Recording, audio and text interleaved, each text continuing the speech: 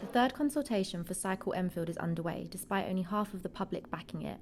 The scheme will transform Enfield by introducing cycling lanes and restructuring busy roads and the surrounding areas, such as Palmer's Green and Green Lanes. This comes after the borough submitted a bid and won £30 million from Boris Johnson's Millie Holland Fund, which hopes to change cycling in outer London boroughs.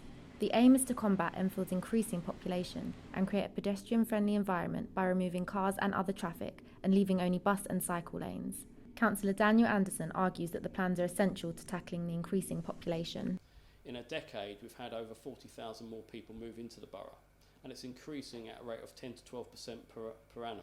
And the reality is we can't widen our roads, but what we have to try and do is try and free up the roads as best as we can. And if we create safe cycling options, then that will actually free up the roads for people who do come by car so they can carry on as they can. But if we don't do something, then our roads will face gridlock.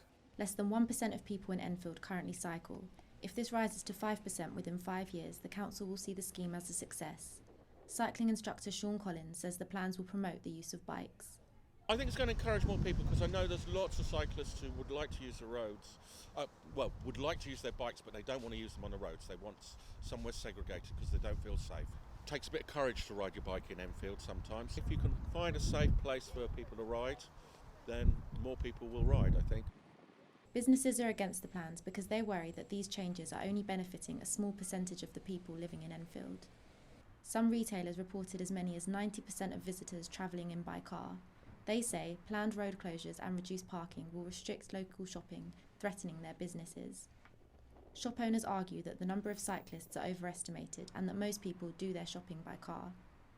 All the cyclists that I know are using their cars for buying and for shopping. They're not using their bikes. So it's going to create dead space, and of course we all want a healthy environment, and you know, let's not be too reckless of where we're going to put cycling lane. There must be other places where you won't affect residential areas and you won't affect the businesses. And we've been here for many years, we've evolved for many years for it to be taken away so soon. Limiting Enfield Town to just cycle and bus lanes is uncalled for, says Councillor Terry Neville. What has happened, the schemes that have been produced by Enfield have manifestly not produced the level of support that we would expect. At the time we're talking about spending hundreds of millions across London, you may actually be seeing the end of the cycling boom. If you put them through the high streets, as Enfield Council wants to do, Enfield Town and these local town centres on the A105 will all suffer seriously, and you may not recover. The current consultation will finish on the 18th of December and planned works will go ahead in spring next year. Ceylan Kumbarji for City News.